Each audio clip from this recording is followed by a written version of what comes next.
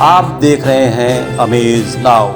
गंगा, यमुना, राप्ती और गोमती के तटवर्ती इलाकों से खबरें आप तक। नेपाली पानी का कहर।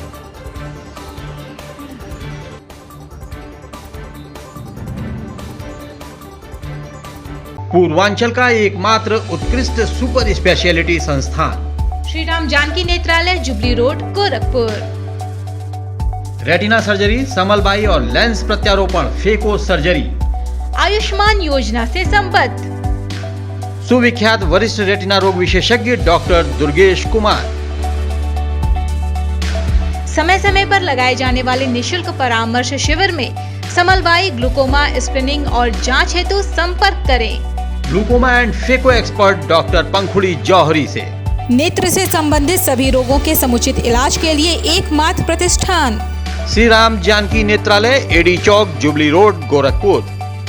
गोरखपुर जनपद से नेपाल राष्ट्र की सीमा तकरीबन 80 से 85 किलोमीटर है, लेकिन मानसून सत्र में जब भी नेपाल सरकार द्वारा वहां से पानी छोड़ा जाता है, उसका सीधा असर उत्तर प्रदेश के तराई बेल्ट में रहने वाले सीमावर्ती किसानों और वहां के रहने वाले निवासियों पर स्वाभाविक रूप से पड़ता है।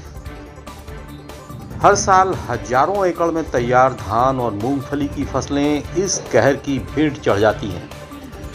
एक सप्ताह पूर्व नेपाल द्वारा छोड़े गए पानी का प्रभाव यह रहा कि राप्ती, रोहिणी और नारायणी जैसी नदियों का जल स्तर ही बढ़ गया। कोड़ में खाज जैसी स्थिति यह है कि सूखे के बावजूद नदियों में बढ़े जल स्तर के कारण तटवर्ती काश्तकारों के खेत पानी में विलीन हो गए। सर्वाधिक प्रभावित गोरखपुर जनपद का कैंपियरगंज तहसील, सहजनवा तहसील और महाराजगंज जनपद का नौतनवा, फरेंदा और ठूठीबारी आदि इलाके बुरी तरह से प्रभावित हैं। अमेज नाउ टीम ने गोरखपुर से कैंपियरगंज तहसील क्षेत्र का दौरा 4 लेन के माध्यम से किया। गोरखपुर मुख्यालय से महज 15 किलोमीटर की दूरी पर मानीराम रेलवे क्रॉसिंग पार करते ही नेपाली पानी की विभीषिका स्पष्ट तौर पर दाहिनी तरफ दिखने लगी। 4 लेन के दाहिनी तरफ का विशाल भूभाग पानी से पूरी तरह लबालब है और स्पष्ट तौर पर देख सकते हैं कि 4 लेन की सतह और पानी की सतह में बहुत फासला नहीं रह गया। चिवटहा गांव, दिल्ली पब्लिक स्कूल परिसर, गोलहवा, सिमरहवा और पनेली गांव किस तरह प्रभावित हैं। नमस्कार, मैं हूं अरविंद श्रीवास्तव और आज हम यहां पर खड़े हैं। ये गोरखपुर कैंपियरगंज राजमार्ग है। हमारे पीछे से जो गाड़ियां आ रही हैं ये 4 लेन है। ये गोरखपुर की तरफ से गाड़ियां आ रही हैं और ये सीधा कैंपियरगंज होते हुए नेपाल की तरफ जाता है। हमारे उत्तर दिशा पड़ेगा, जो सीधे सीधे तौर पे कहा जाता है कि नेपाल हमारी सीमा है, नेपाल से सटा हुआ है। फिलहाल काफ़ी दूर होने के बावजूद जो इस समय की जो यथास्थिति है, जो सबसे खराब स्थिति है, वो नेपाल द्वारा छोड़े गए पानी के कारण यहाँ के आसपास के गांव मैरून हो चुके हैं। यही दिखाने के लिए हम आज यहाँ पर हाजिर हैं, आपके सामने हैं। तो जैसा कि हमने बताया कि हमारे ठीक पीछे आपको एक चौराहा दिख रहा होगा, 0 पॉइंट बोलते हैं। इस चौराहे के पीछे चिवटहा गाँव है और अब आते हैं इस तरफ, जहाँ की स्थिति आपको हमारे पीछे का जो दृश्य है वो देखें, पता चलता है कि क्या भयावह स्थिति है। यहाँ पर पूरा हर जगह जल, पानी ही पानी दिख रहा है। आसपास कोई नदी नहीं है, लेकिन ऐसा भी नहीं है कि ये जो पानी का जो जल जमाव आप देख रहे हैं ये सिर्फ बरसात के पानी से ऐसा हुआ है, ऐसा नहीं है। इसका सीधा कारण ये है कि नेपाल से जो अभी 3-4 दिन पहले जो पानी छोड़ा गया, उसके कारण वो पानी नदी नाले होते हुए आसपास के गांव को प्रभावित कर रहे हैं। अब हम आपको यह भी बताना चाहेंगे कि इसके पीछे के जो गांव हैं, सबसे पहले गोलहवा गांव बताया जाता है। गोलहवा गांव, पनेली गांव है और एक और सिमरहवा गांव है। इन तीनों गांवों में आबादी है। निश्चित रूप से वहां के रहने वाले लोग कैसे होंगे, इसका अंदाज़ा यहाँ से, इस किनारे सड़क से नहीं लगाया जा सकता है, लेकिन उनकी यथास्थिति को समझा जा सकता है। तो आइए अब चलते हैं दूसरे पॉइंट पर। अब आइए आपको हम ले चलते हैं कैंपियरगंज तहसील मुख्यालय से 5 किलोमीटर दक्षिण यानी पीपीगंज रोड की तरफ। मीना चौराहा से पूरब एलहनाबाद और रामचौरा गांव का दृश्य कुछ और ज़्यादा विभत्स है। पिछले साल बना सूरस पुलिया भी लगभग डूब चुका है। फसलें बर्बाद हो चुकी हैं, किसानों के लिए कुछ बचा नहीं है। हमने यहाँ के किसानों से भी बात किया, जो खास तौर से यहाँ के ग्राम प्रधान और स्थानीय विधायक से खफा दिखे। कहीं कोई इसकी सुनवाई आप लोगों ने कहीं इसकी शिकायत कहीं सुनवाई नहीं भेल बा। कौनो हमन के ना फसल बुड़ जाला को पैसा मिलबे न करला कि मन हाँ बाढ़ी आइल बा। नाला हर आरी बगले नाई बा, सब एकदम वहाँ से नाला हबे करे। यहाँ से नेपाल से ही पानी आइल बा, नेपाल नौतनवा से तकले ही आइल बा।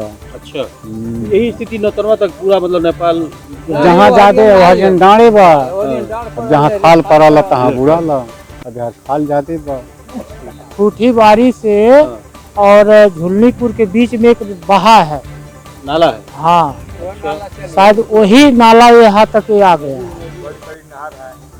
मतलब इसकी शिकायत होनी चाहिए ना, इसी कहीं किसी से बताना चाहिए। हाँ, बहुत सब फसल सब गायब हो गया, हो जा रहा है। घर में पानी घुस गया, घर में भी घुस गया। हाँ, इधर देखिए सब डूबा हुआ है, इधर सब डूब गया है।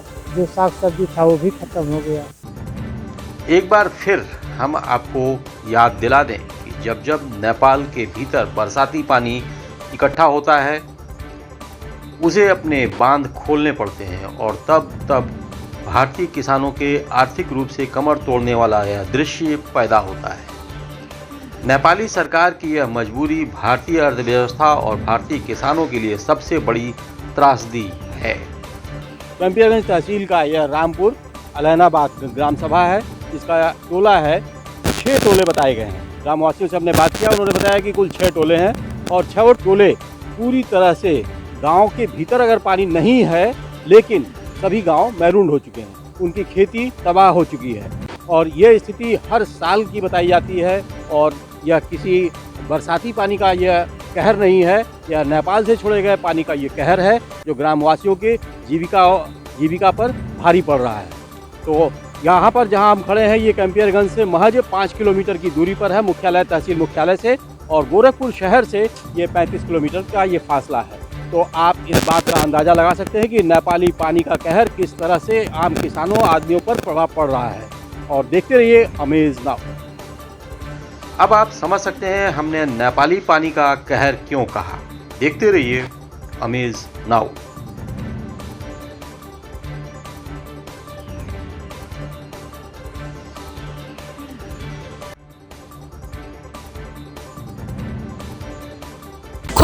खुल गया चटक मटक रेस्टोरेंट। आधुनिक सुविधाओं से युक्त वाईफाई और वातानुकूलित चटक मटक रेस्टोरेंट।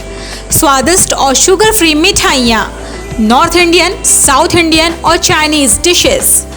स्कूली बच्चों के लिए प्याऊ मुफ्त। बुजुर्गों और दिव्यांगों के लिए 5% तक की खरीदारी में छूट। बर्थडे पार्टी हो या फिर एंगेजमेंट पार्टी, और order on demand food packets भी उपलब्ध। जल्द आए वेज एंड नॉन वेज चटक मटक रेस्टोरेंट, दिव्यनगर कॉलोनी के सामने, Ranidiha, sector road, Khorabad, Gorakhpur. Proprietor Ajay Sahay. Contact number 9415853926।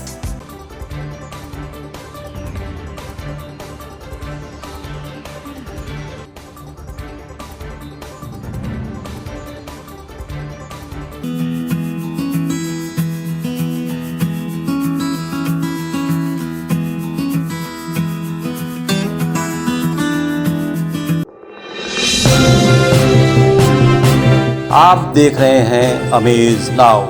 Ganga, Yamuna, Rapti और गोमती के तटवर्ती इलाकों से खबरें आप तक।